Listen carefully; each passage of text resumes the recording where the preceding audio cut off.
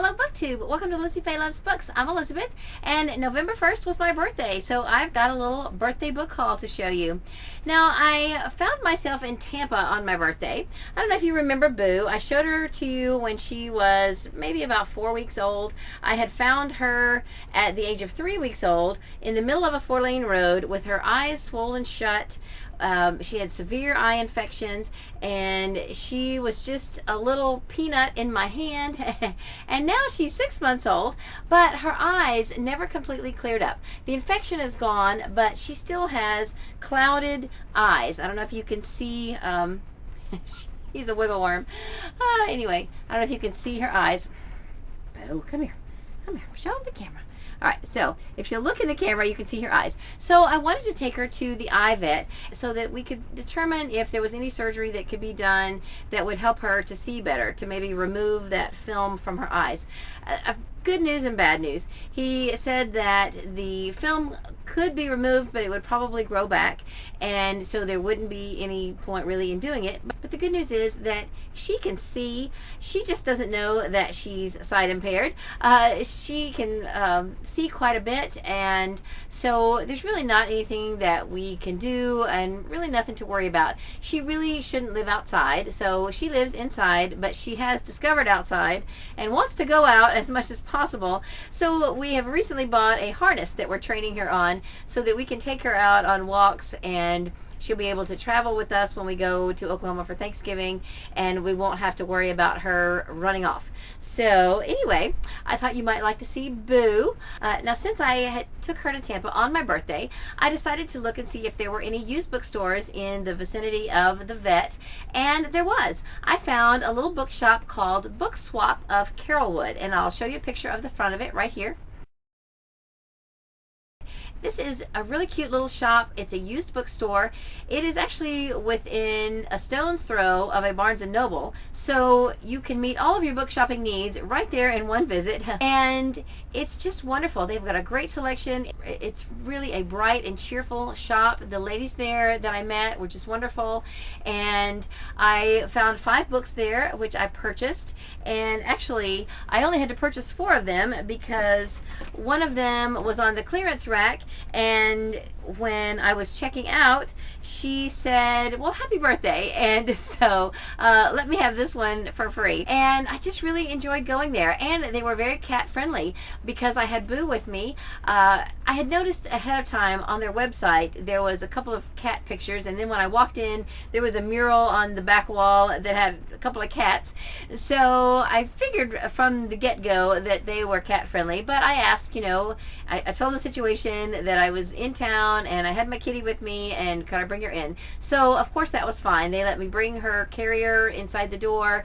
She happily stayed out of the heat while I was shopping for books. So I just thought I would mention Book Swap of Carrollwood. They're on North Dale Mabry in North Tampa.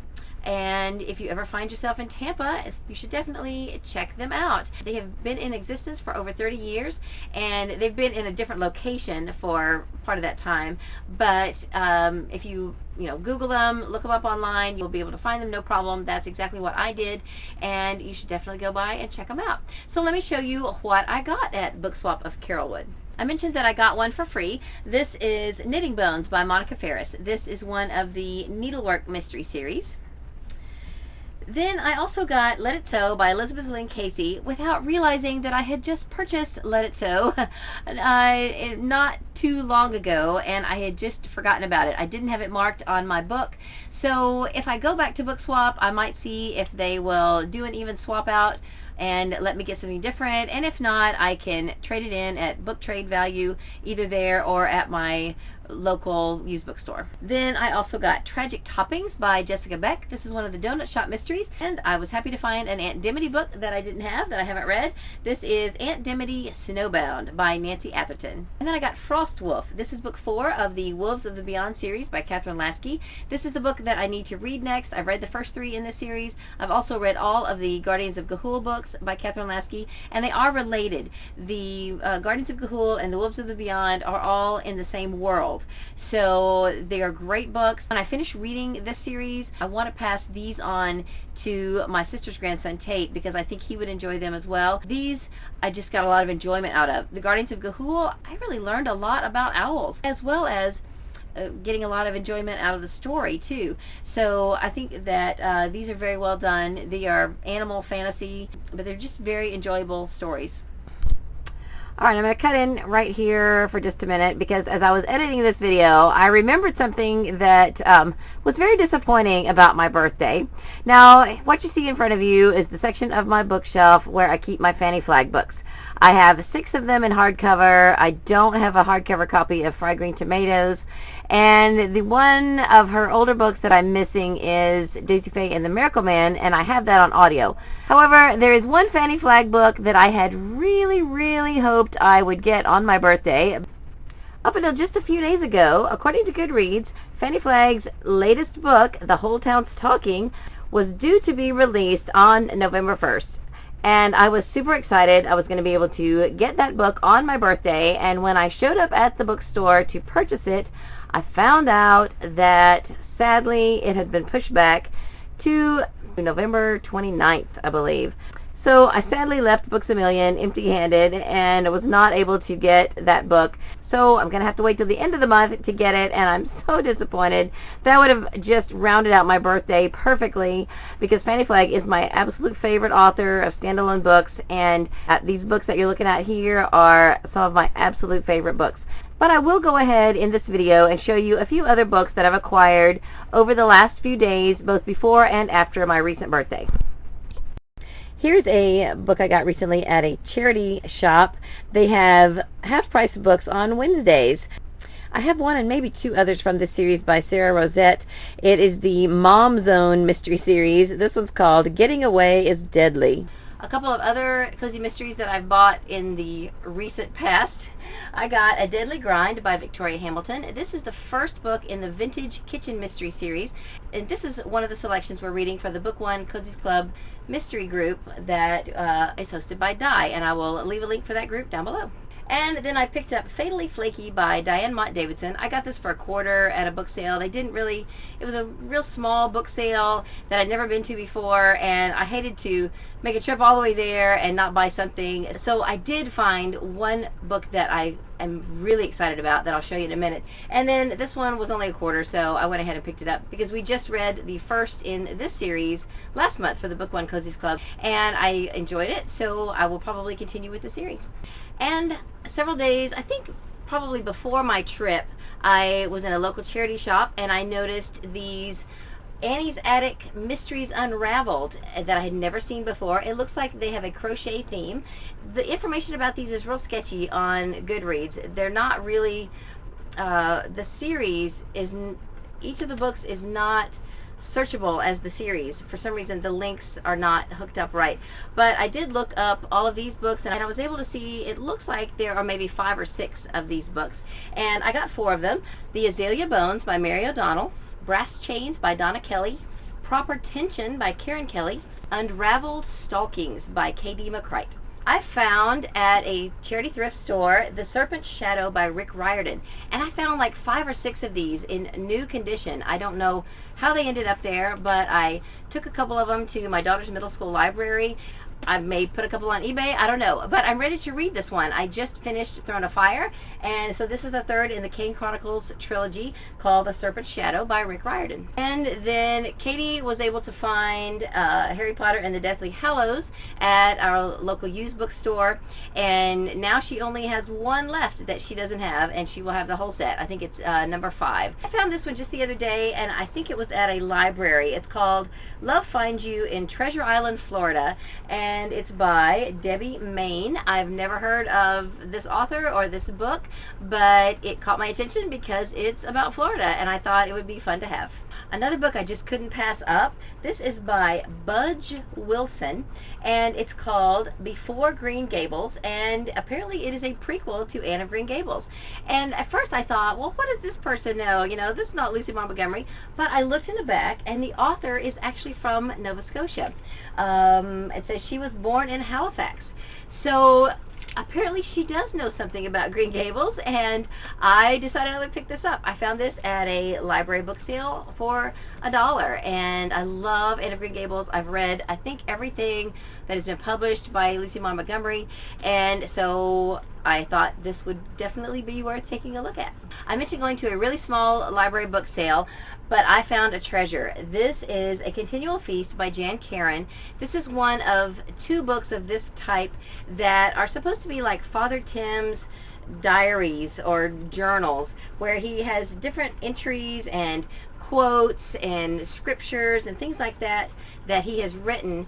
And of course it's by Jan Karon, or edited by Jan Karon, and the character Father Tim is the main character in The Mitford Years, which is my favorite book series of all times. And I did not have this one, and I've never read it, so I was so excited to find it in a beautiful hardcover edition that looks like it's never even been read.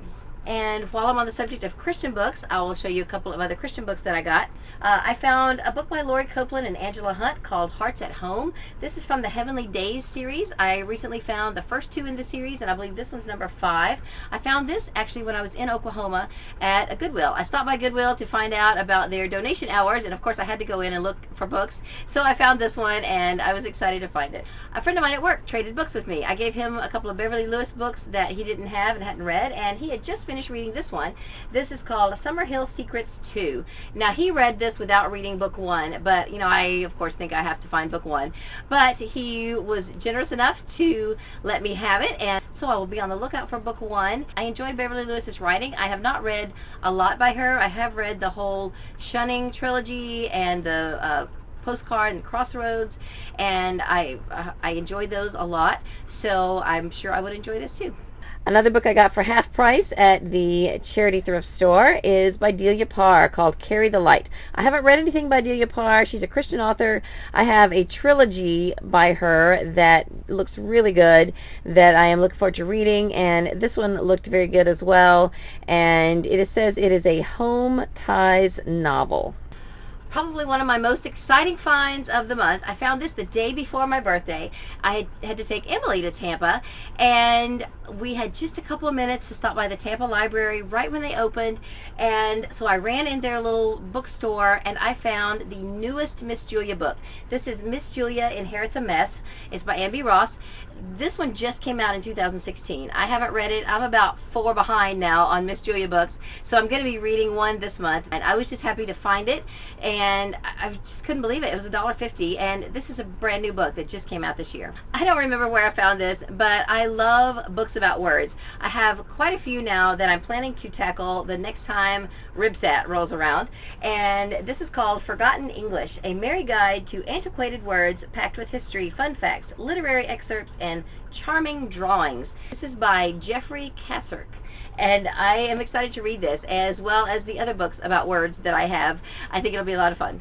And I got a package in the mail. My husband brought this in from the mail, and he said, "Looks like you got a book." And I said, "Well, I didn't order any books." But the minute I opened it, I was like, "Oh yeah, I did order this one," because my friend Jack Castle sent out a message that his 3rd book was ready for distribution. The first 50 people to say they wanted a signed copy could get one. And of course, I am going to pay for this, but he did go ahead and send it to me. It's called White Death, and it says fast-paced and frightening. This took my breath away, and that is the review from Spokesman Review. And on the back it is listed as action, adventure, thriller, suspense, crime, and horror. So this has a lot of stuff all rolled into one, and I am super excited to read it. Jack has told me that as soon as he comes to Florida again, he will do a video with me, and so he wrote me a little note, and I am super excited. I still have to read Bedlam Lost. That's the 2nd book. I've had it kind of at the top of my stack for a couple months, and I'm going to get to that one and this one as soon as humanly possible, because I am super excited to get this read. Alright, and the last little tiny batch were books that I got free from the Friends of the Library. They have now started having a charity group come and pick up their books. I was just trying to rescue the ones that were headed into the dumpster by taking them and donating them elsewhere, but now I don't have to worry about that. Of course, when I was bringing them home, I always could find a few that I wanted to read before sending them elsewhere. And so this, I think, is going to be the last few of those books. Before my trip, I donated and took books to about 3 different places, and I still have a few boxes that are earmarked to go in my little free library, and I don't think there's any in those boxes that I plan to keep. But when I was going through them one last time before donating, these were just a few that I hadn't noticed before that I thought I would take a second look at. I got The Bible Cure by Reginald Cherry, Reflections of a Lifelong Love by Ruth Bell Graham, Preparing for Adolescence by Dr. James Dobson, Habits Die Hard by Mac Anderson and John J. Murphy. 10 Steps to Building Successful Habits. I didn't have a copy of this one. I've been wanting to read this for a while. Gift from the Sea by Anne Morrow Lindbergh. I have read The Aviator's Wife. We read that for book club a couple years ago. Really enjoyed it, and ever since then I've been curious to read her book. It looks like it'll be a really quick read. I know Laura from Mom to Triplets 04 read this in the last year or two, and I think she enjoyed it. So I thought I would keep this copy and read it before I pass it on to someone else. And then the last one I hadn't even noticed is this little bitty book, and I almost missed it. It's a James Baldwin, Go Tell It on the Mountain. I have heard quite a few booktubers talking about James Baldwin. I've never read anything by him. Since this one was in my house already, I decided I would hang on to it for a while and see if it's something that I'm interested in reading. It sounds like a lot of his books are going to be very sad and maybe depressing, and that's not normally my favorite kind of book, but it sounds like that they are a very important part of literature. So I want to definitely give this a second look. So that was my little mini book haul, and if you're new to my channel you might say, mini? That didn't look mini. Well, for me it is, because usually I have to divide it up into about 4 or 5 genre segments in order to film it all, because it's usually too much for one video. But since I have toned down my book buying and book acquiring for this month, this wasn't too bad. So thanks for sticking with me. If you've read any of these, let me know what you thought of them, and that's all for this video. Hope you're having a great day. Read a good book, and God bless you.